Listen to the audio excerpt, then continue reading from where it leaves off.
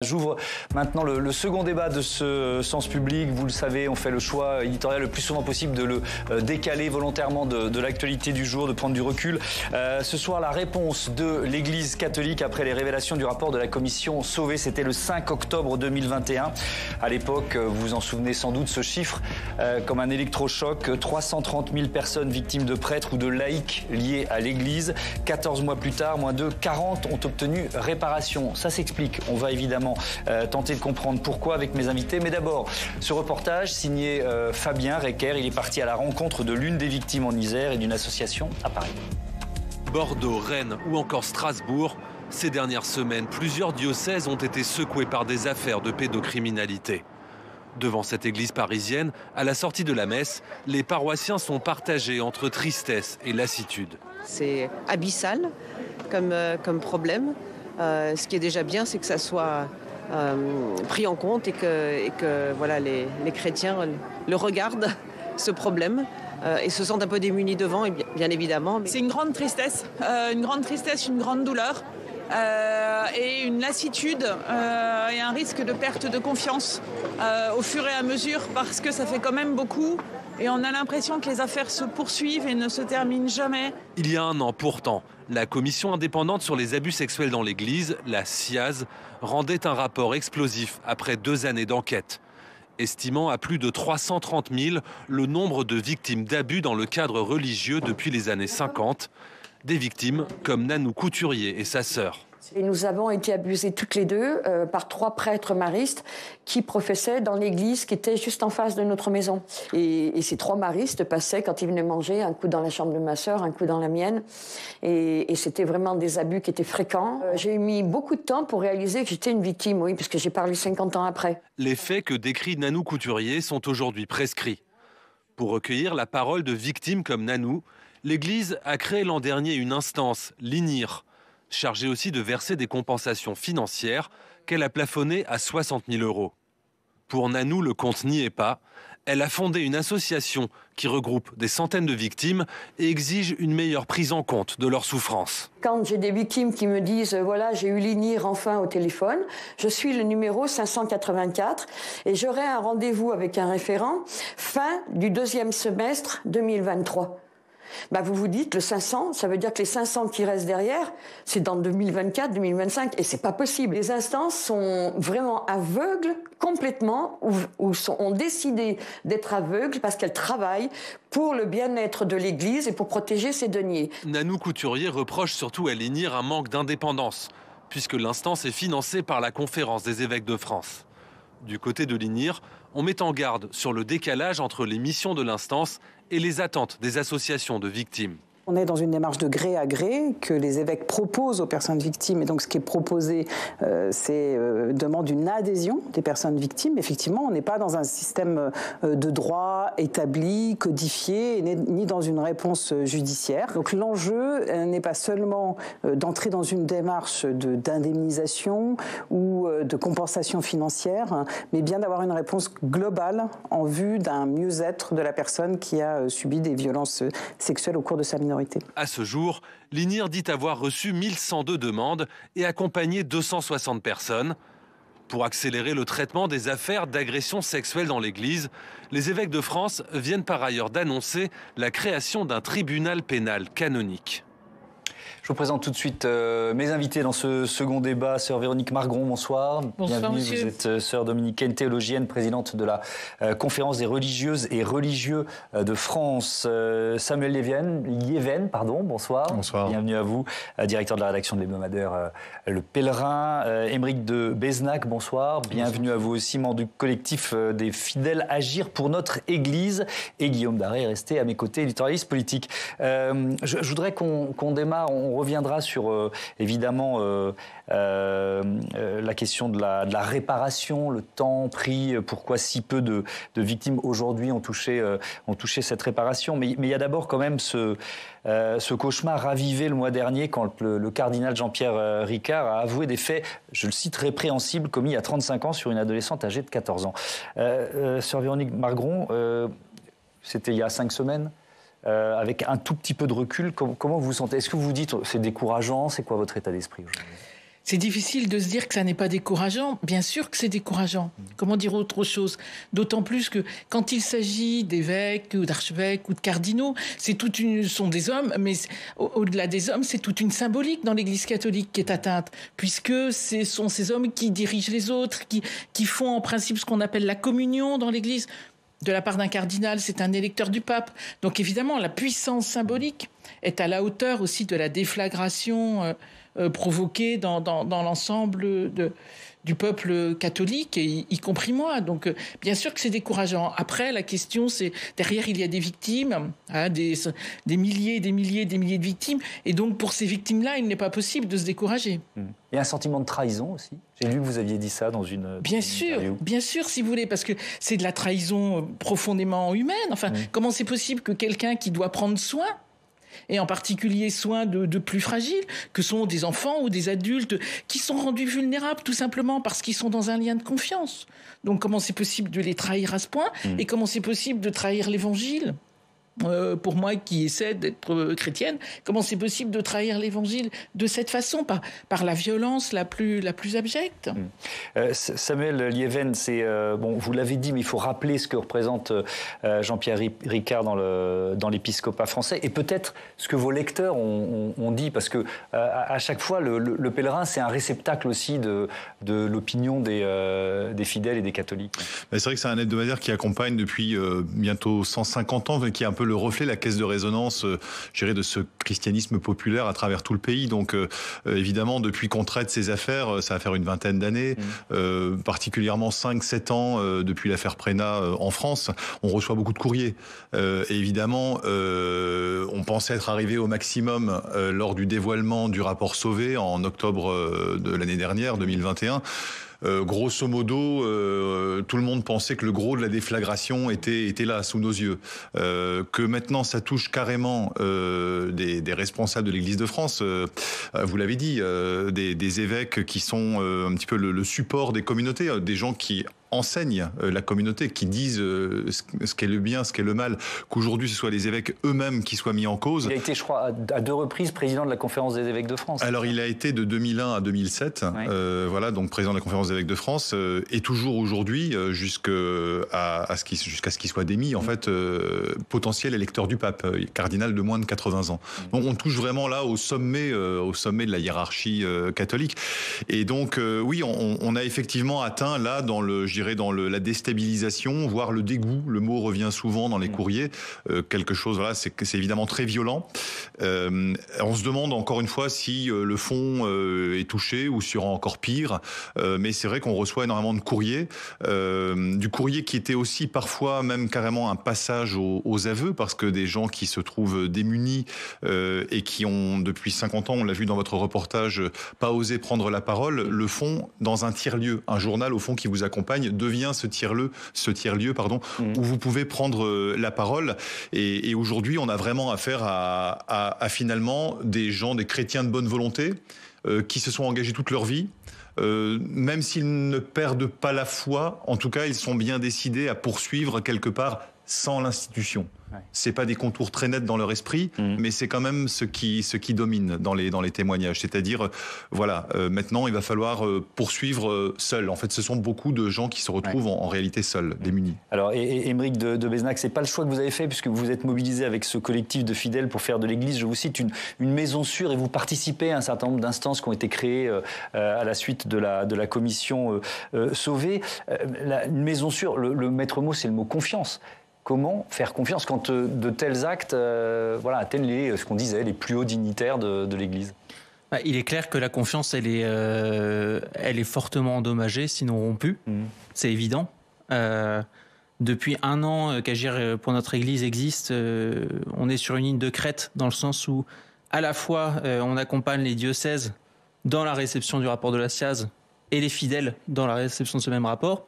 Donc ça signifie qu'en interne, notamment avec la Conférence des évêques de France, on va travailler avec les évêques pour les aider à prendre la pleine mesure de ce phénomène systémique. Et en externe, on est là aussi pour dire aux évêques, là, vous faites n'importe quoi. Il y a un moment où il faut arrêter excusez-moi, mais il faut arrêter les conneries. C'est-à-dire qu'il y a une prise de conscience qui n'est pas généralisée. En fait, c'est un peu ça. Si je devais décrire le phénomène systémique, je dirais que c'est une pieuvre. Aujourd'hui, à mon sens, l'Église catholique et les évêques de France savent qu'il y a une pieuvre qui existe. Et cette pieuvre, c'est le phénomène des abus sexuels. Mais cette pieuvre, elle a plusieurs tentacules. Et ils n'ont pas encore vu où est-ce qu'elle se niche, ces tentacules. L'année dernière, c'était les abus sexuels sur mineurs, les agressions sexuelles sur mineurs. Cette année, avec notamment l'affaire Ricard, mais surtout l'affaire Sentier qui était avant, dont on a moins entendu parler dans la presse nationale, on parle d'atteinte sexuelle ou d'agression sexuelle sur majeurs, avec des phénomènes d'emprise. Donc oui, la confiance, elle est fortement entachée, mais dans le même temps, on comprend qu'il y a un début de prise de conscience, mais que cette prise de conscience est très progressive et qu'il faut l'accompagner pour qu'au fur et à mesure, on sorte toutes les poubelles, comme on l'a dit dans le cadre de notre mot d'ordre.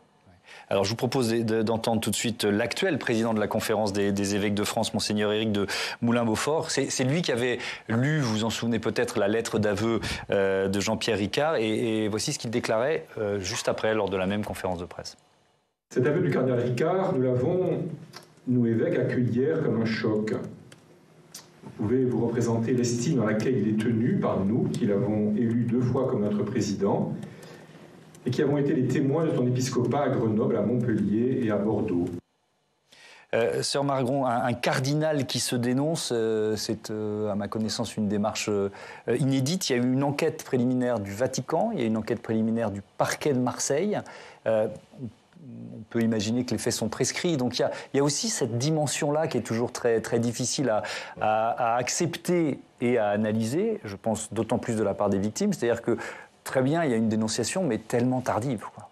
Tellement tardive. Bien sûr, il y a une dénonciation extrêmement tardive et que, comme vous le disiez, de toute façon, comme un signalement avait été fait, une enquête préliminaire allait s'ouvrir de la part de la justice de notre pays, et par ailleurs la justice canonique, donc ecclésiastique, était elle-même saisie, donc tant mieux qu'il ait lui-même parlé.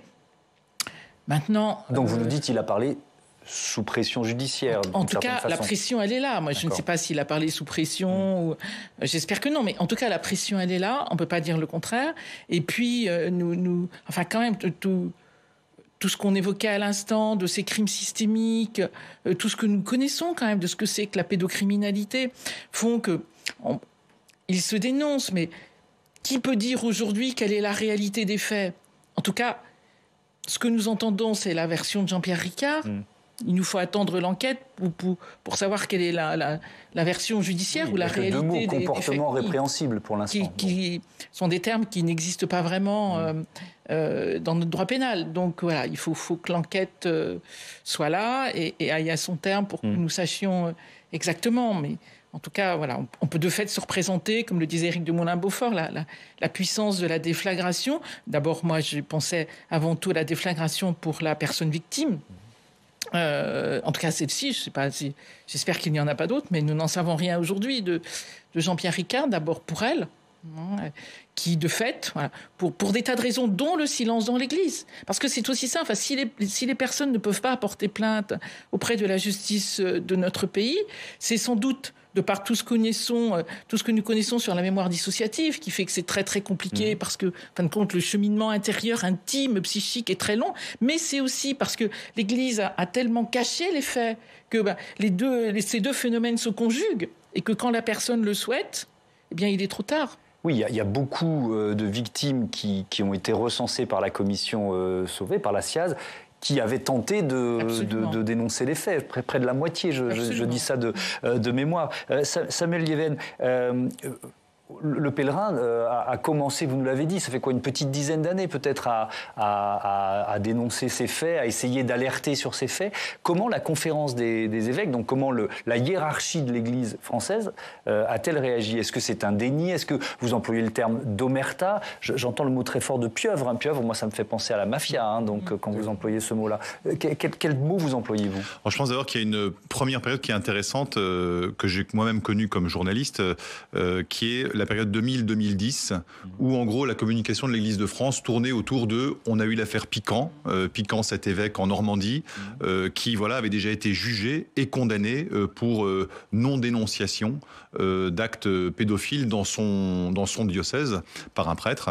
Et donc l'épiscopat français était réputé en fait avoir mis à jour toutes ces procédures. Il y avait une petite plaquette qui était parfois mise à jour, et puis à grand renfort de communication pour dire voilà, tous les problèmes systémiques qui existent ailleurs, en Allemagne, en Irlande, aux États-Unis, il n'y aura jamais ça chez nous. On n'a pas les structures qui peuvent en même temps expliquer l'importance du nombre dans ces pays-là.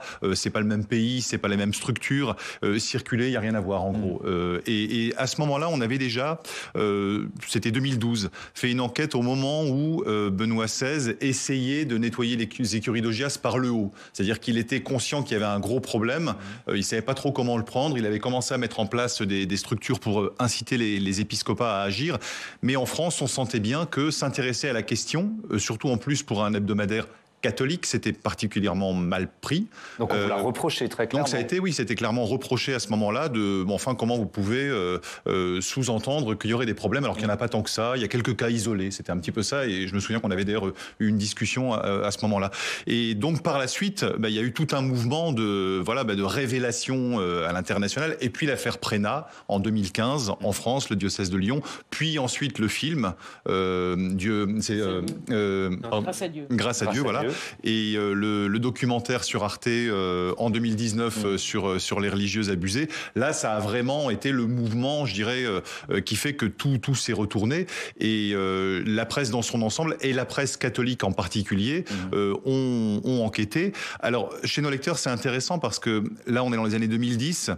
Au début, c'est quand même vous exagérez, vous avez quand même tendance à tirer sur l'ambulance. L'Église est déjà si fragile, ne nous accablez pas avec ces affaires-là. Et peu à peu, on est allé vers un retournement, et le rapport Sauvé était le coup de grâce.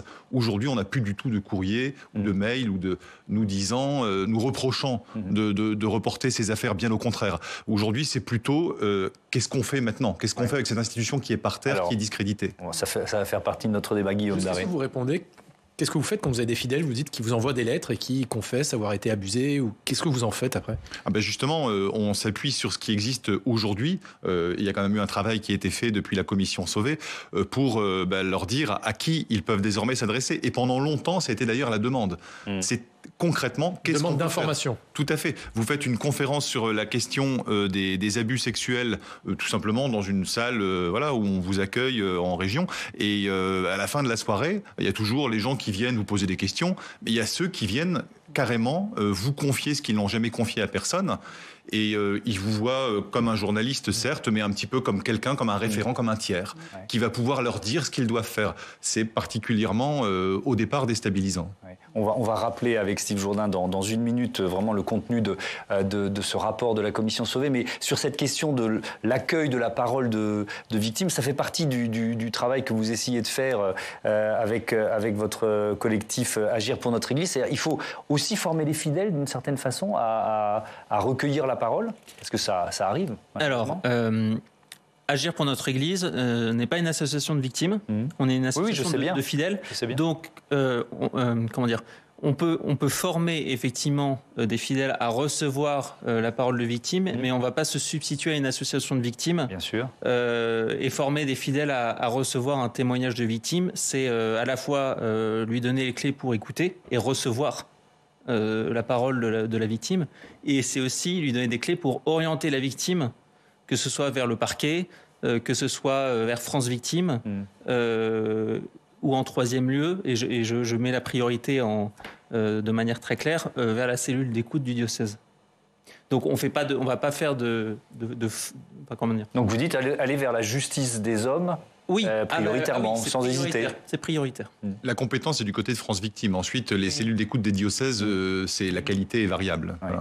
Alors, on va donc revenir sur ce rapport de la commission. Alors, je vais rappeler, c'est la commission indépendante sur les abus sexuels dans l'Église, la CIAZ, présidée par le magistrat Jean-Marc Sauvé. Elle déclenchait, donc il y a 14 mois maintenant, une attente immense, reconnue d'ailleurs par Monseigneur Luc Crépy, qui est le président de la cellule permanente de prévention et de lutte contre la pédophilie. il y a une immense attente. Attente de la part des personnes victimes d'abord, attente de beaucoup de fidèles et même, je dirais, d'une grande majorité ou de l'ensemble des fidèles. Alors voilà pour cette attente exprimée quelques semaines après la remise du rapport de la commission Sauvé. Steve Jourdain, vous pouvez nous rejoindre sur ce plateau. Rebonsoir Steve. Rebonsoir. Donc pour vraiment être didactique, nous rappeler les grandes lignes de ce travail. Un chiffre choc, Thomas, pour commencer, 216 000 comme le nombre de personnes aujourd'hui majeures qui auraient été agressées par un prêtre ou un religieux alors qu'elles étaient mineures. Le chiffre monte même jusqu'à 330 000 si l'on compte les victimes de laïcs liées à l'Église. Il s'agit par exemple des encadrants dans les mouvements de jeunesse. L'ensemble de ces violences sexuelles auraient été commises entre 1950 et 2020. Quelques semaines après la publication du rapport, le président de la commission était auditionné au Sénat. Il dénonçait une défaillance généralisée. Écoutez-le. Il y a une défaillance que nous qualifions de systémique, une défaillance institutionnelle, c'est-à-dire que la Commission pense que l'Église catholique, à la fois, n'a pas su entendre, n'a pas su voir, dans certains cas, de manière certaine, n'a pas voulu voir, n'a pas su capter les signaux faibles. Donc 14 mois après les révélations de la commission Sauvé, les recommandations qui avaient été faites, on en est où? Alors la commission Sauvé avait fait 45 recommandations, parmi elles la reconnaissance de la responsabilité de l'Église dans ces violences. Et sur ce point, elle avait été entendue puisque une instance de réparation a été créée avec pour objectif d'indemniser notamment les victimes. Un an après, on va voir les chiffres, 1550 victimes de violences se sont adressées aux 2 commissions de réparation mises en place. 450 victimes ont effectivement été reconnues, 36 ont obtenu une réparation financière. C'est beaucoup trop peu pour les associations qui déplorent un dispositif sous-dimensionné, Thomas. Et puis alors il y a la dimension évidemment du Vatican. Au Vatican, est-ce que les choses ont bougé depuis 14 mois? Alors au départ, on a eu l'impression que le pape prenait la chose très à cœur. Écoutez ce qu'il déclarait quelques semaines après la publication du rapport.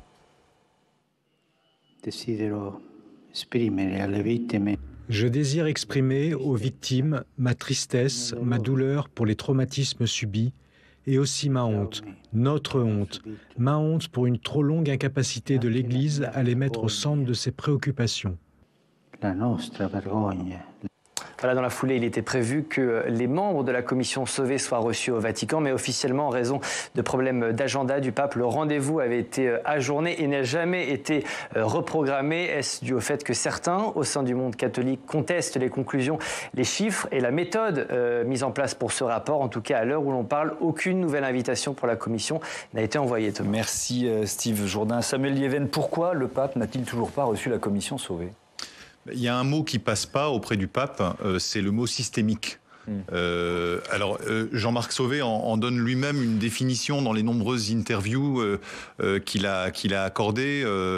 Alors je parle un peu sous le contrôle de Sœur Magron, mais ce qu'il a bien voulu dire tout à l'heure, c'est vrai, on a parlé d'omerta, on a parlé de pieuvre, on a parlé de mafia. Il veut dire par là que systémique, c'est pas qu'il y ait eu en gros un plan diabolique des évêques pour que tous ces crimes aient lieu. En revanche, non, c'est que les évêques... Peut-être pour que la parole ne se libère pas vraiment. Voilà, les évêques ayant les victimes qui viennent témoigner ne soient pas vraiment entendues. Voilà, c'est que les évêques, en revanche, ayant eu connaissance de ces crimes, n'ont pas fait ce qu'il fallait pour les empêcher à l'avenir. Et c'est en ce sens, est-ce qu'il faut apporter une précision supplémentaire, que le mot systémique a été employé. Et à Rome, ça ne passe pas. Et d'ailleurs, récemment, l'épiscopat italien a encore pris position pour exprimer son désaccord à l'égard de la démarche française. Et en Italie, d'ailleurs, eu égard à la taille de l'Église et à ce qu'elle représente, il n'y a pas encore eu véritablement de tsunami. Et a priori, vu ce qui s'est passé en France et ce qu'on nous racontait il y a une quinzaine d'années, il y aurait de quoi s'attendre au pire. Donc, pour le moment, en tout cas, le mot systémique ne passe pas et la démarche de la Commission ne semble pas être en odeur de sainteté au Vatican. Mais il y a au sein de l'Église catholique en France, vous en faites partie évidemment, mais j'imagine aussi au Vatican, beaucoup de croyants et de religieux qui poussent pour que la parole se libère et pour que enfin le ménage soit fait. Donc C'est quoi? C'est deux courants qui s'opposent? Est-ce qu'on peut... C'est de la politique aussi, le Vatican, hein, on n'est pas naïf ici. Donc, alors, c'est possible que ce soit des courants qui s'opposent. Je pense surtout que c'est des prises de conscience qui ne sont pas au même niveau. Oui. Autrement dit, tant qu'il y a une sorte de grande injustice qui est que tant que vous n'avez pas été percuté dans votre propre chair par le récit des victimes, vous croyez que tout ça, c'est une sorte de problème plus ou pseudo-intellectuel et qu'en prenant des mesures un peu à la marge de prévention, de toutes choses qu'il faut faire, ça va aller. Alors que non, ça ne va pas aller du tout. C'est-à-dire que tant qu'il n'y a pas une indignation au cœur même de l'ensemble de l'Église catholique et du peuple des fidèles, comme de la hiérarchie, comme de l'ensemble des supérieurs religieux, pour parler de ma propre boutique, on ne prendra pas les décisions qui s'imposent. C'est ça la question, c'est qu'il faut une indignation suffisante pour qu'on se dise non, il y a des choses qui doivent absolument être réformées, le rapport au secret, au silence, à la clarté envers le peuple de Dieu qui n'est pas un enfant tout de même. Enfin, voilà, c'est tous ces éléments-là. Et cela, ça ne se fait que parce que vous avez été profondément indigné et scandalisé de ce que vous avez entendu du témoignage des victimes.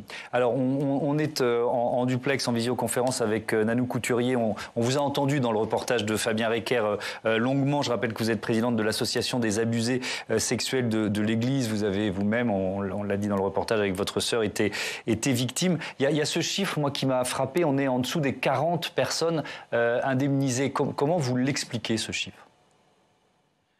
C'est vrai que 40, c'est vraiment peu, surtout sur 14 mois. Moi, avec du recul aujourd'hui, je dis que l'Église, je parle avec mes mots, s'est débarrassée du bébé sur le plan indemnisation en nommant 2 instances. Ces 2 instances, je suis persuadée, ne s'attendaient pas du tout à avoir une telle tâche. Ce qui résume à qu'il y a tellement de victimes du côté de l'INIR qui sont de plus de 1000, du côté de la CRR qui sont un peu plus de 500. Et là, comment peuvent-elles s'organiser, effectivement, pour que ça aille plus vite, puisque c'est ce qu'on lui reproche le plus, cette lenteur. Et on lui reproche, comme je dis, on a deux reproches à faire, c'est la lenteur et le montant. La lenteur, pour y remédier, qu'est-ce qu'elle pourrait faire? Pour l'instant, il n'y a que des bénévoles.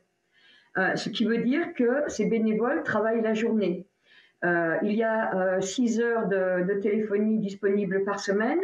Et pour que les référents reçoivent les victimes, il ne doit pas y avoir beaucoup de temps non plus. Dans l'idéal, moi, ce que je pensais, c'était de mettre, alors pas des temps pleins, puisque Marie Derain me l'a expliqué, des temps pleins pour écouter des victimes toute la journée, c'est pas possible, ça démolit. Mais mettre peut-être des mi-temps supplémentaires. Vous nous dites il n'y a pas assez de moyens et pas assez de professionnalistes. Alors il y a 2 instances de réparation, sœur Margronde. Oui. Il y a des professionnels entre guillemets dans l'une des 2, c'est ça? Alors il y a des professionnels dans les 2 aujourd'hui, en tout cas dans celle présidée par Antoine Garapon, donc du côté des personnes qui ont été victimes de religieux ou de religieuses. Il y a aujourd'hui beaucoup de professionnels. Alors comme le disait Madame, qui ne sont pas à temps plein. Quoique certains sont quasi à temps plein. Donc on a les 2 situations, c'est-à-dire on a des bénévoles qui sont à temps plein, en fin de compte aujourd'hui, on a des professionnels bénévoles qui sont à ce qu'ils peuvent, et puis on a des professionnels rémunérés, indemnisés, qui sont à quasi temps plein ou à des gros mi-temps, parce que de fait tout le souci est de monter en charge par rapport au nombre, de personnes. Même s'il y a des professionnels, leurs moyens sont trop faibles par rapport à l'ampleur des personnes à entendre. C'est aussi je rappelle, je vais vous redonner la parole, je suis vraiment désolé, mais je ne voudrais pas qu'il y ait confusion. On parle, et on l'a dit avec Steve Jourdain, il y a 330 000 personnes, ça a été le chiffre quand on dit prêtres et laïcs dans l'environnement de l'Église. Sur ces 330 000, si je ne me trompe pas, il y en a un peu plus de 1500, 1550 qui sont considérés comme pouvant être indemnisés. On est autour de 40 qui l'ont, en tout cas en dessous, d'ores et déjà été indemnisés. Donc voilà pour l'ordre de grandeur. Mais on est d'accord que les moyens ne sont pas suffisants aujourd'hui.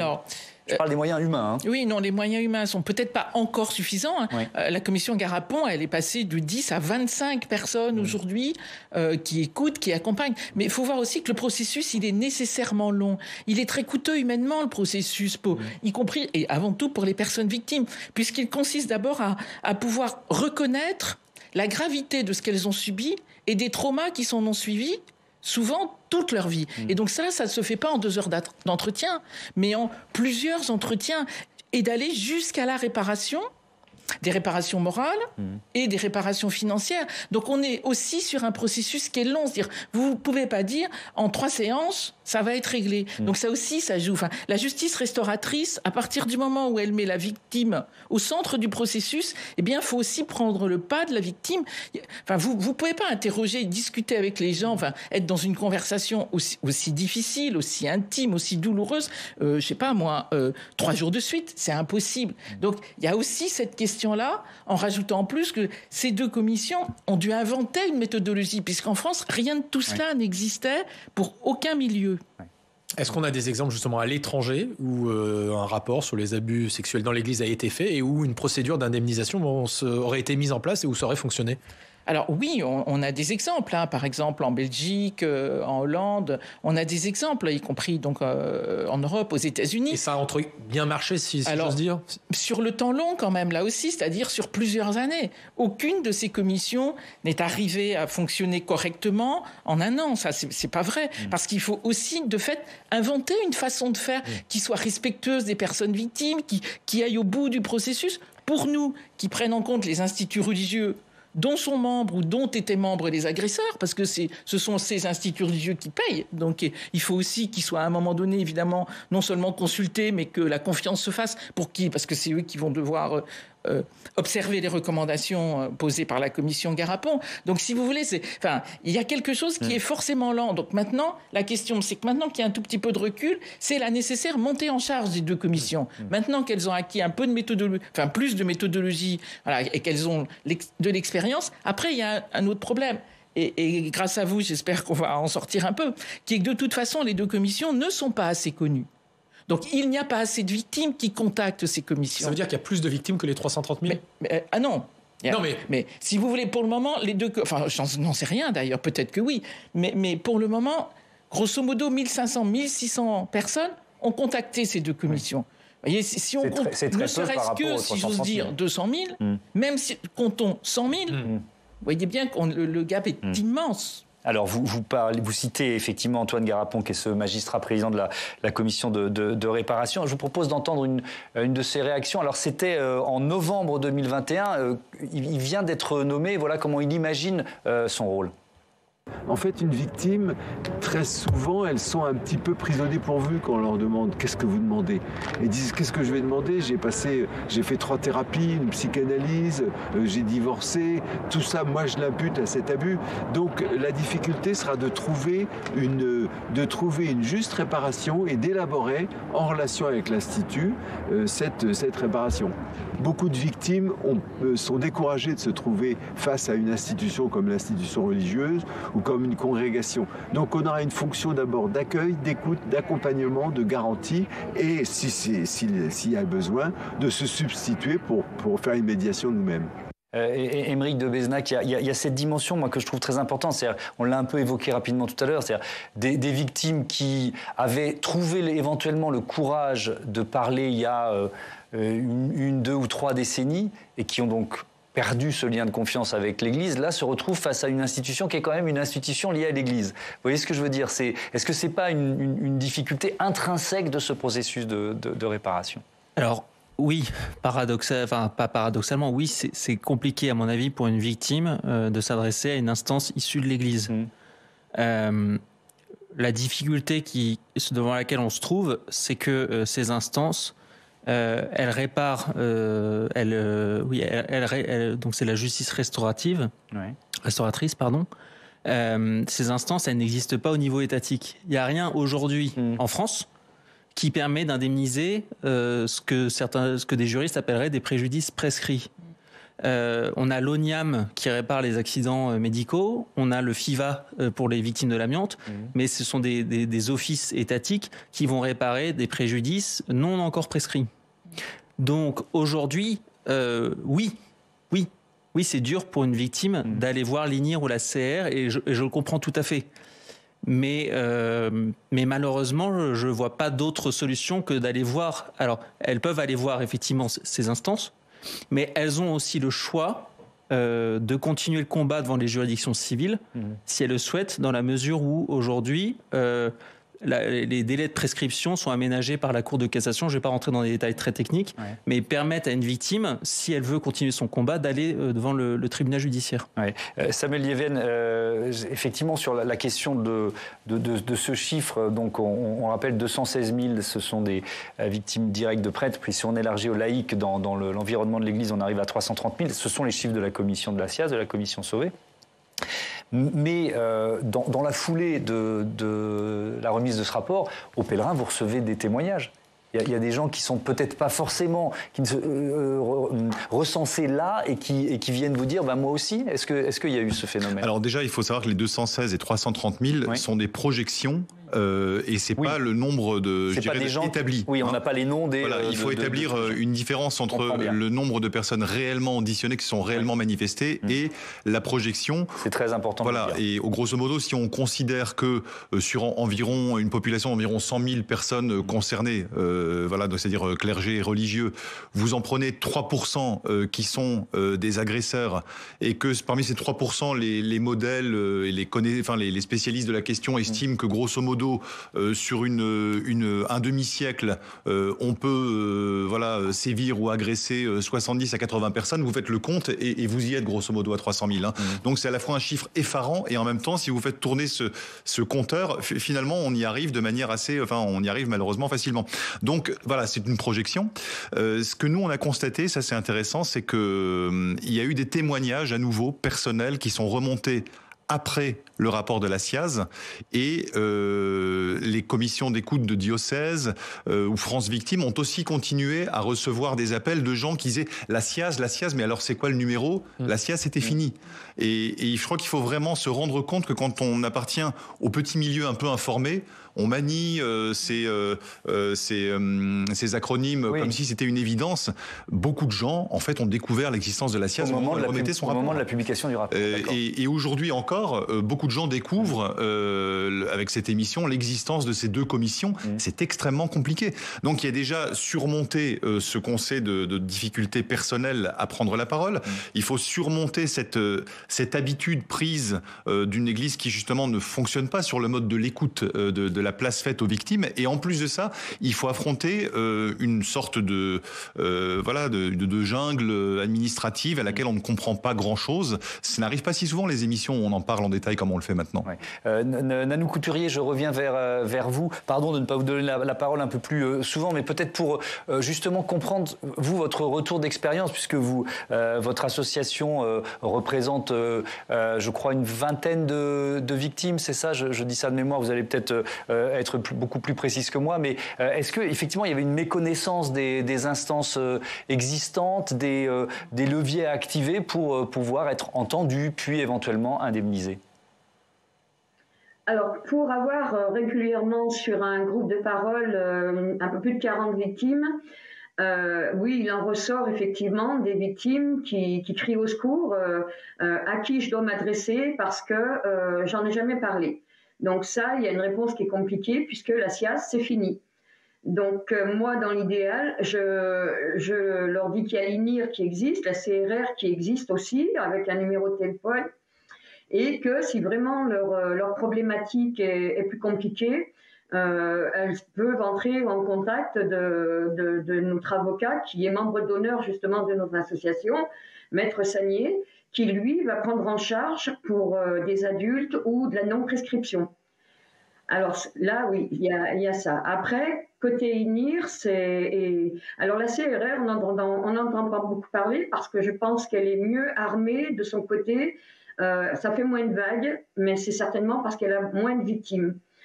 Concernant l'INIR, le désarroi, la colère, c'est terrible ce que les victimes subissent actuellement. C'est cette lenteur et là-dessus, je reviens sur ce sujet. Quand Sœur Margron dit qu'il y a des gens qui sont, il y a 25 personnes pour mettons la CRR, l'INIR n'est pas dans son quota encore. Il lui en manque. On a eu un contact téléphonique où j'ai pu discuter avec Marie Derain. Et il leur manque encore des gens.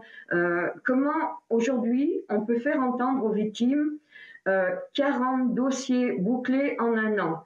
Oui, elles ont pris de la bouteille, si on peut dire. Elles ont appris ces instances, elles ont appris à fonctionner et comment le faire correctement. Mais je ne peux pas comprendre, ni pour moi, ni pour toutes ces victimes, que 40 victimes en un an. J'ai 2 victimes, une qui a un numéro 507 et un autre 584, et on lui dit « Vous serez contacté par un référent fin du 2e semestre 2023 ». Mais c'est terrible de ça entendre, parce que on veut bien dire « Oui, mais ça ne peut pas se régler en un an », ça c'est clair.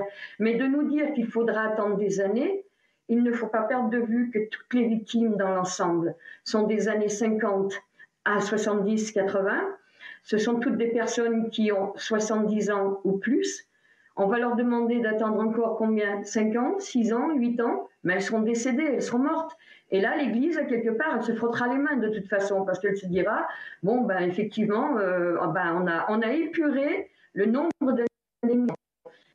Merci beaucoup pour ce témoignage, Nanou Couturier. Je rappelle, INIR, CRR sont les 2 commissions de réparation. Voilà, si vous nous rejoignez à ce moment dans le débat et que vous n'avez pas suivi nos interventions précédentes, peut-être un mot de conclusion, Sœur Margron, sur les recommandations qui avaient été faites par la commission Sauvé. Est-ce qu'il y a des leçons, alors je vais reprendre le terme systémique, c'est-à-dire que peut-être dans le suivi des prêtres, dans le fait qu'un prêtre qui a été mis en cause va peut-être pas pouvoir de nouveau être en contact avec les fidèles. Enfin, je vous vois lever les yeux au ciel. Le minimum, oui. Mais oui, mais c'est fait.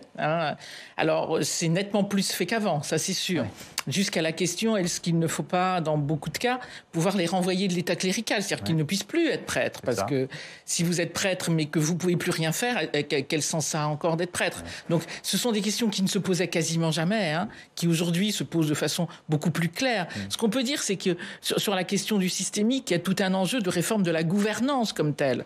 Donc, il y a à la fois la question de la gouvernance, il y a tout ce qu'on a vu du rapport au secret, combien il a à voir avec la systémique.